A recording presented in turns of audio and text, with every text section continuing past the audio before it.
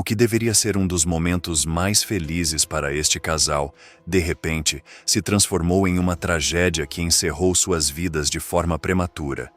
Dias após o casamento, enquanto ainda desfrutavam da lua de mel, o impensável aconteceu.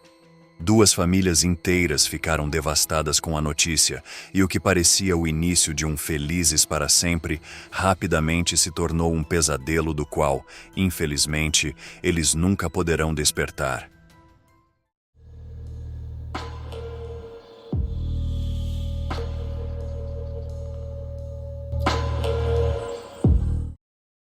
Alcançar a posição de piloto de uma companhia aérea aos 24 anos demonstra uma série de decisões bem pensadas desde cedo, seguidas por um compromisso inabalável e uma dedicação incansável.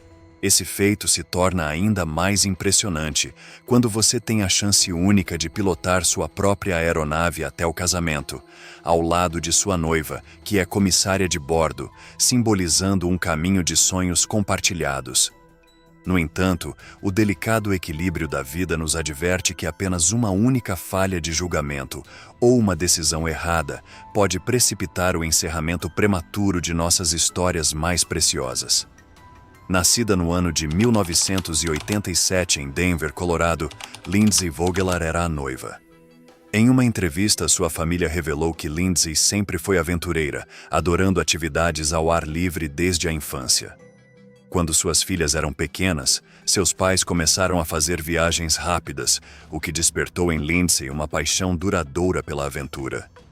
Todo mundo que a conhecia gostava dela. Ela era do tipo amigável e extrovertida. A jovem se formou com um mestrado em educação internacional pela Grand Valley, mas isso não durou muito, pois o que ela gostava mesmo era de viajar. Então, logo em seguida, ela conquistou o emprego dos seus sonhos como comissária de bordo na United Airlines em 2015, onde acabaria encontrando também o amor de sua vida, seu futuro marido Costas Civilis. Seus caminhos acabaram se cruzando em um voo internacional, onde ele era o piloto e ela uma das comissárias escaladas para aquela viagem. Costas John Civilis nasceu em 1990 e era o noivo e também o piloto. Frequentou a Embry-Riddle Aeronautical University em Daytona, na Flórida, onde foi instrutor de voo, se formando em 2012 e começando sua carreira na aviação. Reconhecido por sua inteligência, talento nato como piloto e ética de trabalho excepcional, Civilis garantiu uma cobiçada posição na United Airlines em 2015, onde atuava como primeiro oficial nos Boeings 757 e 767. Como já disse anteriormente, o caminho dos dois acabou se cruzando em 2016, em um voo dos Estados Unidos para Birmingham, na Inglaterra. Após o voo, ficaram amigos e trocaram contatos, e logo se aproximaram. Os jovens se apaixonaram rapidamente e em seguida começaram a namorar, após perceberem que estavam destinados a ficarem juntos. Em 28 de setembro de 2020, decidiram fugir e deixar sua casa na Flórida para viajar até Telluride, no Colorado, para se casarem. A decisão surgiu quando a pandemia os forçou a mudar seus planos iniciais, que era um casamento tradicional e com muitos convidados no país natal de Costas, a Grécia. Depois de estarem decididos a dar o próximo passo, eles embarcaram então em um voo de 2 dias de Daytona Beach, na Flórida, traçando uma rota de aproximadamente 1.440 milhas náuticas pelos Estados Unidos. A jornada, meticulosamente planejada, teve início em Daytona Beach, passando por Meridian, no Mississippi, e depois seguindo para Oklahoma City, com várias paradas programadas ao longo do trajeto. O voo então seguiria para Del Norte, no Colorado, antes de chegar à cidade de Telluride em 29 de setembro. Foi ali, com a paisagem deslumbrante de Telluride como cenário, que o casal trocou votos e celebraram sua união no dia 1º de outubro, dando início a uma nova jornada juntos. Lindsay tinha gravado o número do voo do avião em que se conheceram na parte interna de sua aliança de casamento, UL-27. Nos dias seguintes, os recém-casados aproveitaram ao máximo cada momento, relaxando no charme esplêndido da cidade antes de retornarem a Daytona Beach. Cada momento dessa jornada notável foi compartilhado online, permitindo que amigos e familiares acompanhassem de longe e participassem da alegria e emoção da aventura. Depois de 4 dias em lua de mel, embarcaram no avião para voar de volta para casa. Mas, infelizmente, algo deu terrivelmente errado quando Costas cometeu um erro trágico, o que levou a um acidente apenas 8 minutos após a decolagem. Na manhã de 5 de outubro, se dirigiram ao aeroporto de Telluride, que está situado a uma elevação de 9.070 pés acima do nível do mar, sendo o aeroporto de maior altitude dos Estados Unidos. A pista tem 2,5 km de comprimento e está localizada em uma área montanhosa. Por isso, as recomendações do aeroporto sugerem que os pilotos decolem da pista 27, que vai para o oeste, onde o terreno é mais favorável. Se decolarem da pista 9, para o leste, terão montanhas de 13.000 pés à sua frente e pouco espaço para subir acima delas. Outro aspecto desafiador é que ele fica em um planalto elevado, e há um aviso sobre a possibilidade de fortes turbulências verticais nas bordas. No entanto, o maior problema ao voar neste ou em qualquer aeroporto de alta altitude é a altitude de densidade. Altitude de densidade é a altitude que a aeronave sente que está, com base na densidade do ar. O avião que estavam pilotando era um Beechcraft S-35 Bonanza de 1964, que o piloto havia comprado recentemente, e eles o apelidaram de Baby Blue. Costas tinha 5.750 horas totais de voo, mas apenas cerca de 130 dessas horas eram neste avião. Apesar da experiência limitada no Bonanza, era considerado um excelente piloto e um grande embaixador da indústria da aviação, promovendo sua carreira entre os jovens.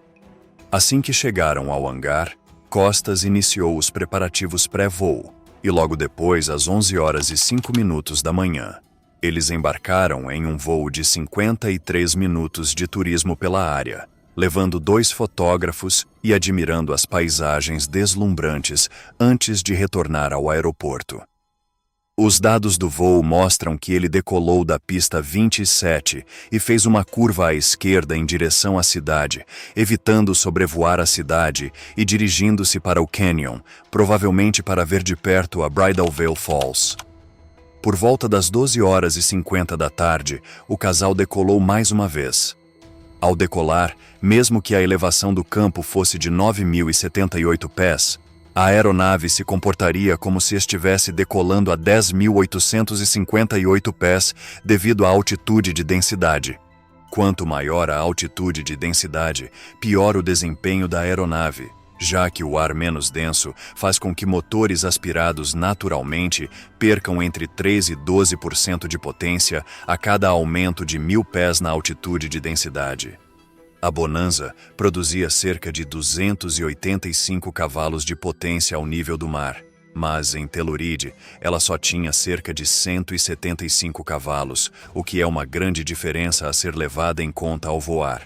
Além disso, à medida que o ar fica mais rarefeito, a velocidade verdadeira da aeronave aumenta em cerca de 2% para cada 1.000 pés de altitude, o que também eleva a velocidade sobre o solo.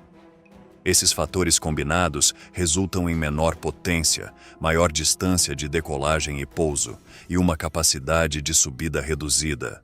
Muito semelhante ao primeiro, eles decolaram da pista 27 e voltaram para o leste. A única diferença é que desta vez, Costas desviou para a esquerda voando ao norte da cidade.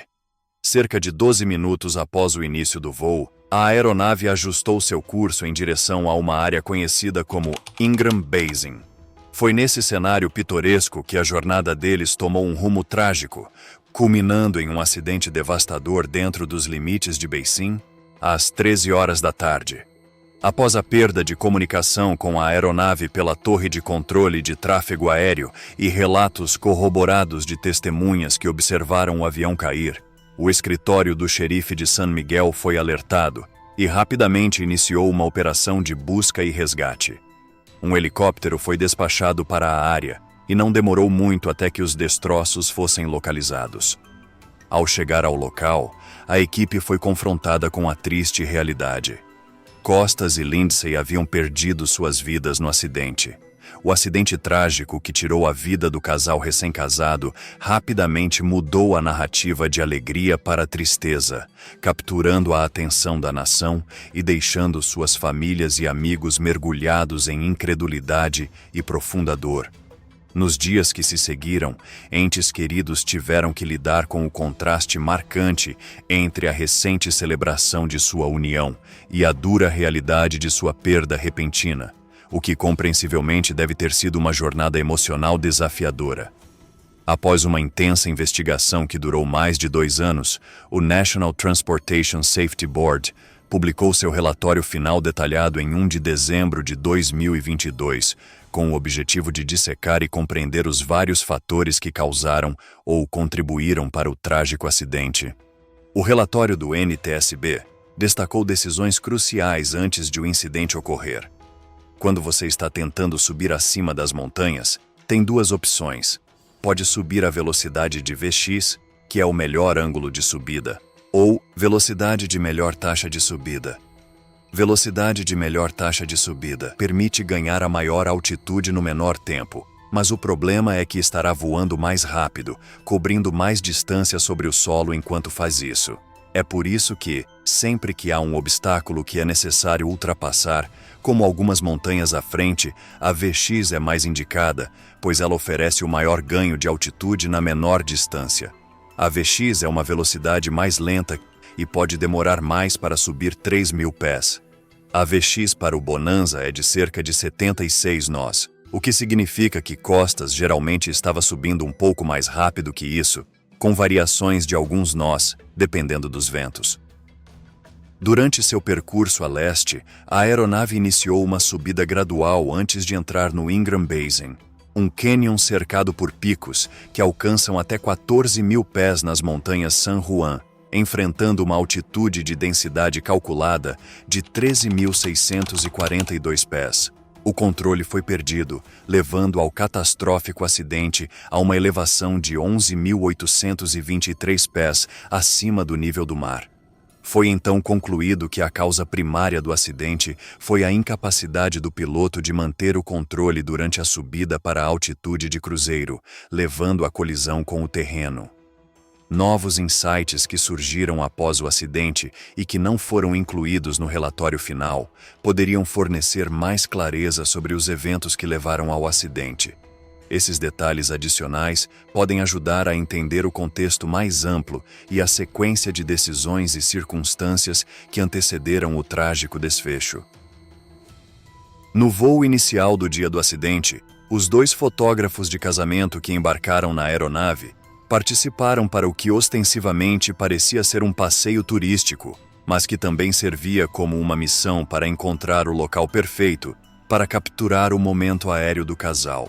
Eles provavelmente identificaram Black Bear Pass, uma rota montanhosa cênica que leva ao Ingram Basin, como o cenário ideal para uma fotografia incrivelmente romântica. Para que a foto planejada se materializasse, Costas precisava manter altitude suficiente para navegar com segurança para dentro do Ingram, planejando executar uma manobra de retorno dentro do cânion e sair de volta para o vale. A posição das abas da aeronave encontradas no local do acidente são configuradas para uma implantação parcial. Esta configuração ajudaria a apertar o raio de giro, e uma configuração de flaps contrária àquela que seria necessária se ele seguisse estritamente a rota sugerida pelo NTSB sobre um terreno mais alto, onde os flaps estendidos prejudicariam, em vez de ajudar na obtenção da altitude necessária. Além disso, é visualmente evidente que antes de entrar no Ingram Basin, desviar à direita ao longo do vale teria apresentado uma opção mais segura em caso de uma taxa de subida reduzida. Em tal cenário, e se o plano fosse de fato subir até a altitude de cruzeiro, rumando para o leste, ele logicamente teria escolhido subir ao longo de uma rota que minimizasse os riscos, aproveitando a geografia do vale para uma subida mais gradual, especialmente em condições onde o desempenho da aeronave estivesse comprometido. Infelizmente, nenhuma ação ou palavra pode alterar o trágico resultado deste acidente. No entanto, há lições valiosas a serem extraídas, seja do relatório oficial ou das várias teorias que cercam o evento. Espera-se que, através de discussões e insights obtidos a partir deste incidente, tragédias semelhantes possam ser evitadas no futuro, aumentando a segurança e a conscientização na aviação. A universidade onde Costas se formou lamentou sua águia caída em um memorial no mês de outubro.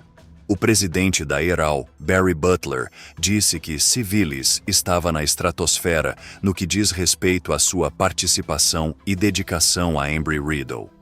Claramente, quando você pensa em fazer parte desta instituição e ser apaixonado, ele preencheu esse requisito de uma forma que você não acreditaria, disse Butler. She was my best friend, and I talked to her every day and FaceTimed with her every single day. I was planning my life with my husband to move down to Florida to be with them. O casal deixou um legado de viver o presente e não esperar para perseguir seus sonhos.